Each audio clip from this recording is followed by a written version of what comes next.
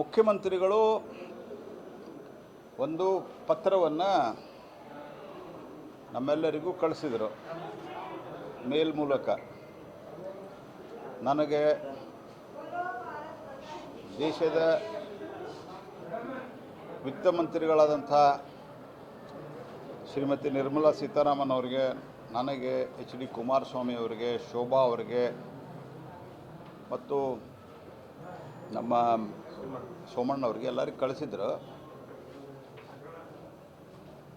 ನಾನು ಅವರಿಗೆ ಪತ್ರ ಬರೆದು ಬಿಟ್ಟರೆ ಯಾರು ಒಬ್ಬರ ಕಡೆಯಿಂದನೂ ಏನೂ ಒಂದು ಫೋನ್ ಇಲ್ಲ, ಒಂದು ಮೇಲ್ ಹಾಕಿದ್ದು ಬಿಟ್ಟರೆ ನಾವು ನಮ್ಮ ಶೆಡ್ಯೂಲ್ ಚೆಕ್ ಮಾಡಿದ್ವಿ. ನಾನು ನಿರ್ಮಲಾ ಸೀತಾರಾಮನ್ ಅವರಿಗೂ ಮಾತಾಡಿದೆ. ಅವ್ರದ್ದು 2 ಬಿಲ್ ಅದ ನಾಳೆ.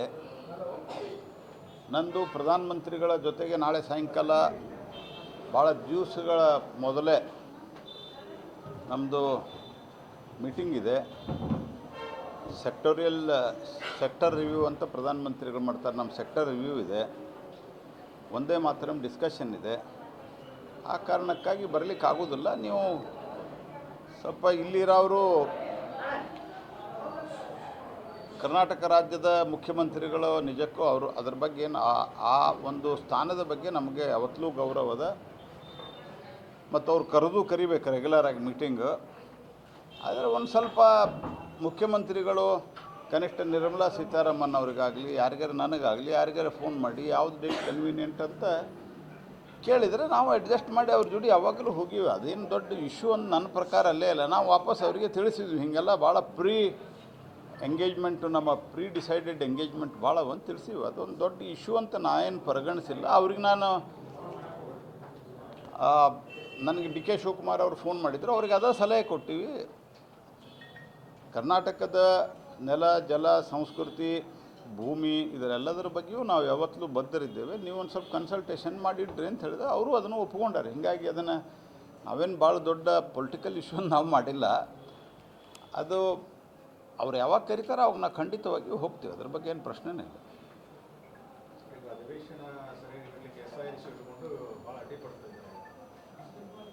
ಇಲ್ಲ, SIR ಇಟ್ಕೊಂಡು 2 ದಿವಸ ಮಾಡಿದರು.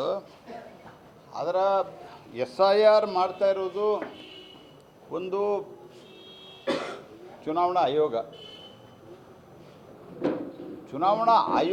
SIR ಮಾಡ್ತಾಯಿದೆ. ಮತ್ತು ಈ ಸ್ಪೆಷಲ್ ಇಂಟೆನ್ಸಿವ್ ರಿವಿಷನ್ನು ಇದು ಮೊದಲೇ ಬಾರಿ ಆಗಿಲ್ಲಿದೆ ದೇಶದಾಗ. ಈ ಹಿಂದೂ ಭಾಳ ಅನೇಕ ಬಾರಿ ಆಗಿದೆ. ಆನಂತರ SIR ನಾವು ಮೊದಲಿಂದನೂ ಹೇಳಿದ್ದು, ಈಗೂ ಹೇಳಿದ್ದು, SIR ಪರ್ಸೆ ಡಿಸ್ಕಷನ್ ಮಾಡಲಿಕ್ಕೆ ಬರೋದಿಲ್ಲ. ಯಾಕಂದರೆ ಚುನಾವಣಾ ಆಯೋಗದ ಕಾರ್ಯವ್ಯಾಪ್ತಿ ಅದು. ಈಗ ಹೆಂಗೆ ನಾವು ಸುಪ್ರೀಂ ಕೋರ್ಟ್ ಬಗ್ಗೆ, ಕಾನ್ಸ್ಟಿಟ್ಯೂಷನಲ್ ಬಾಡೀಸ್ ಏನಿರ್ತಾವಲ್ಲ ಅದ್ರ ಬಗ್ಗೆ ಪಾರ್ಲಿಮೆಂಟ್ನಲ್ಲಿ ಚರ್ಚೆ ಮಾಡೋದು ಸೂಕ್ತ ಅಲ್ಲ, ಮಾಡಿಲ್ಲ. ಅದಕ್ಕೆ ಅವರು ಹಂಗಾರೆ ನಾವೇನು ಹೇಳಿದ್ವಿ, ನೀವು ಇಲೆಕ್ಟ್ರಲ್ ರಿಫಾರ್ಮ್ ಬಗ್ಗೆ ಬೇಕಾದ್ರೆ ಚರ್ಚೆ ಮಾಡ್ತೀವಿ ಅಂತ ಹೇಳ್ರಿ. ಇಲೆಕ್ಟ್ರಲ್ ರಿಫಾರ್ಮ್ ಬಗ್ಗೆ ನಾವು ತಯಾರಿದ್ದೀವಿ ಅಂತ ಹೇಳಿದ್ರು.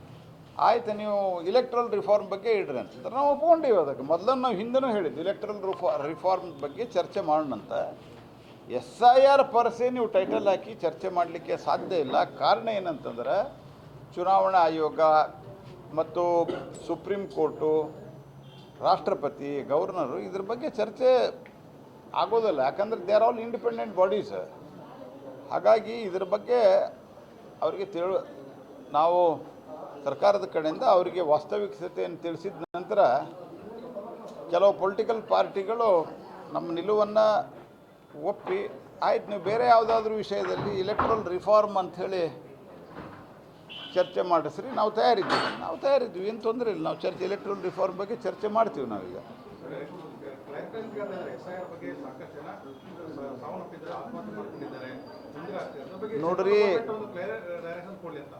ನೋಡ್ರಿ ನನಗೆ ಗೊತ್ತಿರೋ ಮಟ್ಟಿಗೆ ಆತ್ಮಹತ್ಯೆ ಯಾರೂ ಮಾಡ್ಕೊಂಡಿಲ್ಲ. ಒಬ್ಬೊಬ್ಬರು ಆತ್ಮಹತ್ಯೆ ಮಾಡ್ಕೊಂಡಿದ್ದು ಕಾರಣವನ್ನು ಕಂಡು ಹಿಡಿಬೇಕು. ಅಲ್ಲಿನ ಸರ್ಕಾರಗಳು ಕಂಡು ಹಿಡಿತಾವೆ. ಒಂದು ದಿವಸಕ್ಕೆ 10 ರಿಂದ 12 ಮನೆ ಆಗ್ತಾವೆ ಅಷ್ಟೇ, ಅದಕ್ಕಿಂತ ಜಾಸ್ತಿ ಆಗಲ್ಲ ಒಬ್ಬ BLOಗೆ. ಹಾಗಾಗಿ ಸರ್ಕಾರದ ಚುನಾವಣಾ ಆಯೋಗದ ಕೆಲಸ ಅಂದ್ರೂ ಅದು ಸರ್ಕಾರದ್ದೇ ಕೆಲಸ ಅನ್ನೋ ರೀತಿಯಲ್ಲಿ ಮೊದಲಿಂದ ಮಾಡ್ಕೊಂಬಂದಾರೆ. ನಾವು ಬಂದ ಮೇಲೆ BLOಗಳನ್ನ ಸ್ಥಳೀಯ ಅಧಿಕಾರಿಗಳನ್ನು ನಾವು ಮಾಡಲಿಕ್ಕೆ ಈ ಅಧಿಕಾರಿಗಳನ್ನು ಚುನಾವಣೆ ಕೆಲಸಕ್ಕೆ ಹಚ್ಚೋದಿದೆ ಮೊದಲೇ ಸರ್ತಿ ಏನಲ್ಲ, ಮೊದಲೂ ಹಚ್ಚಿದ್ದಾರೆ. ಹಾಗಾಗಿ ಚುನಾವಣೆಯಲ್ಲಿ ಕೆಲಸ ಹಚ್ಚಿದ್ರು ಅನ್ನೋ ಕಾರಣಕ್ಕೆ ಯಾರೂ ಪ್ರೆಷರ್ಗೆ ಒಳಗಾಗುವಂಥ ಅಗತ್ಯ ಇಲ್ಲ. ನನಗೆ ಮಾಹಿತಿ ಕೊಟ್ಟಿದ್ದು ನಾನು ಬೇರೆ ಬೇರೆ ಕಡೆ ಕೇಳಿ ತಿಳ್ಕೊಂಡೀನಿ. ಓವರಾಲ್ ಆ ಸಂಪೂರ್ಣ ಅವಧಿ ಇದರಲ್ಲಿ ಅವರು 1,000 ಓಟ್ ಅಂದರೆ 250 ಮನೆ. 250 ಮನೆ ಅಂತಂದ್ರೆ ಒಂದು ದಿವ್ಸಕ್ಕೆ ತಿಂಗಳದ ಲೆಕ್ಕದಾಗ 25 ವರ್ಕಿಂಗ್ ಡೇ ಹಿಡಿದ್ರೆ 10 ಮನೆ ಆಗ್ತಾವೆ. ಒಂದು ಸ್ವಲ್ಪ ಎಲ್ಲೋ ಜಾಸ್ತಿ ಇದೆ ಅಂದ್ರೆ 12 ಮನೆ ಆಗ್ಬೋದು. ಹಾಗಾಗಿ ಯಾವ್ಯಾವ ಕಾರಣದಿಂದನೋ ಸಾವಾಗಿದ್ದಿರ್ಬೋದು ಅಥವಾ ಏನೋ ಒತ್ತಡದಿಂದ ಆತ್ಮಹತ್ಯೆ ಮಾಡ್ಕೊಂಡಿದ್ದು ಏನೇ ಇದ್ದರೂ ಸಹಿತ, ಅಕಸ್ಮಾತ್ ಇದೇ ಕಾರಣಕ್ಕೂ ಆತ್ಮಹತ್ಯೆ ಮಾಡ್ಕೊಂಡಿದ್ದು ದಯಮಾಡಿ ನಾನು ಅಪೀಲ್ ಮಾಡ್ಕೋತೀನಿ, ಇಲ್ಲಿಯೂ ಶುರು ಆಗೋದಿದೆ ಅಂತ ಚುನಾವಣಾ ಆಯೋಗ ಹೇಳಿದೆ. ಯಾರೂ ಆತ್ಮಹತ್ಯೆ ಮಾಡ್ಕೊಳ್ಳುವಂಥ ಅಗತ್ಯತೆ ಇಲ್ಲ. ಸರ್ಕಾರ ನಿಮ್ಮ ಕಡೆ ಏನಾದರೂ ದೈಹಿಕವಾಗಿ ಮಾನಸಿಕವಾಗಿ ತೊಂದರೆ ಇದ್ದರೆ ಸಂಬಂಧಿಸಿದಲ್ಲಿ ಸರ್ಕಾರಿ ಏಜೆನ್ಸಿ DC AC ಗಳಿಗೆ ತಿಳಿಸಿದರೆ ಅವ್ರು ಚೇಂಜ್ ಮಾಡ್ತಾರೆ. It's the common practice. Sir, ಈಗ ಡಿ ಕೆ ಶಿವಕುಮಾರ್ ಸಿದ್ದರಾಮಯ್ಯ ಅವರು ಬ್ರೇಕ್ಫಾಸ್ಟ್ ಆಯಿತು, ನಾಟಿ ಕೋಳಿನ ಆಯಿತು, ಈಗ ಮತ್ತೆ ಅವರವರ ಆಪ್ತರನ್ನ ಸೆಳೆಯುವಂಥ ಕೆಲಸಕ್ಕೆ DK ಮುಂದಾಗಿದ್ದಾರೆ. ನೋಡ್ರಿ, ಇದು ಭಾಳ ದುರ್ದೈವಕರ ಬೆಳವಣಿಗೆ. ರಾಜ್ಯದಲ್ಲಿ